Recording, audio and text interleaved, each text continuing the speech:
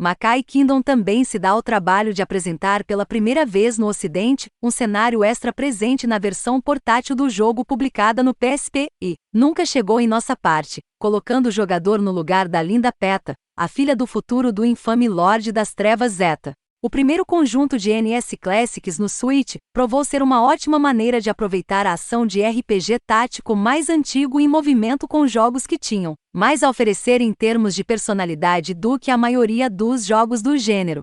NES sempre se destacou em entregar isso, e isso continua com o segundo conjunto de NES Classics na forma de Makai Kingdom e ZHP, um Losing Ranger vs Dark-At e Vilman. No caso do primeiro, você tem um RPG tático bizarro, enquanto o último continua sendo uma das entradas mais insanas do gênero já lançadas e que também nunca teve um relançamento. Ambos os jogos precisavam de mais exposição, e este lançamento permite que eles se encaixem no restante dos expansivos RTS táticos do Switch. Makai Kingdom é mais um RPG tático tradicional com sua configuração baseada em grade e natureza baseada em turnos. Enquanto aqueles que desejam mais ação vão adorar um Losing Ranger, a história do reino de Makai é bizarra até mesmo para a NES América, quando o semideus Zeta descobre que deve evitar a destruição de seu submundo e, assim, selar sua alma no tomo sagrado, e ele não percebe que se transformou em um livro, até que seja tarde demais. Outro Overlord Pron o salva, e lhe dá um novo começo, mas em vez de destruir todos em seu caminho manualmente, Zeta tem que comandá-los à distância. Uma coisa que o reino Makai faz que não foi feito desde então é a criação de novos soldados, que vem de Zeta passando pelo novo mundo que ele criou, e adaptando seus atributos e habilidades ao que eles são feitos. Criar um novo soldado de uma flor será um personagem defensivo melhor do que criar um de uma pedra, que se destacará no combate corpo a corpo e terá HP mais alto. Há um fator de risco, recompensa em ir contra o tipo, pois isso adicionará desafio, mas resultará em mais morte também. É recompensador vencer com o baralho empilhado contra você, mas é muito melhor ter uma lista equilibrada em jogo. Ter alguns curandeiros ao lado de personagens focados em combate à distância e corpo a corpo garante uma sólida formação de batalha em todo o tabuleiro e todos sobem de nível com vitórias. Com ZHP, um Losing Ranger vs Dark-At e Vilman, NES tenta sair timidamente de sua zona de conforto, criando um roguelite de super-herói lançado apenas no PSP. O pano de fundo, claro, é suficientemente idiota.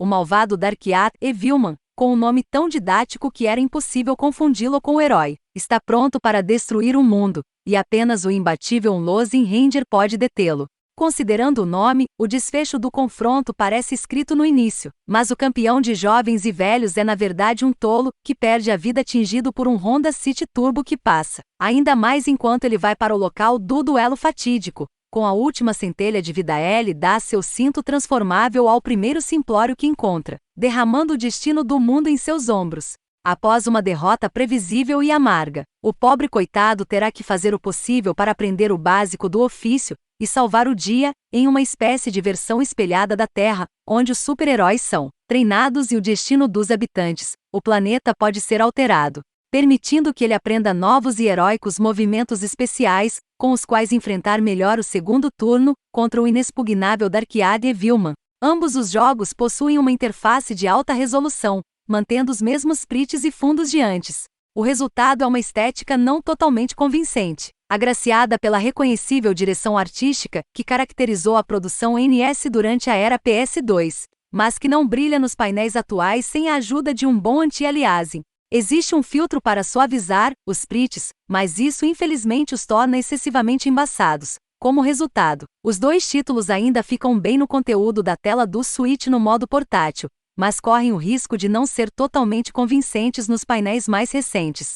No entanto, como é um compromisso já presente no primeiro volume da série Prini Presence, você provavelmente já o levou em consideração.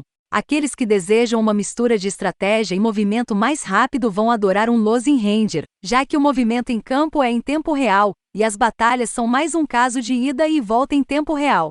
Ele tem um ritmo muito mais rápido do que não apenas o Makai Kingdom, mas outros RPGs táticos e pode parecer que não se encaixa nesse gênero. A chave para ter essa liberdade, no entanto, é não abusar dela, porque cada passo em campo tira a resistência que precisa ser reabastecida com itens.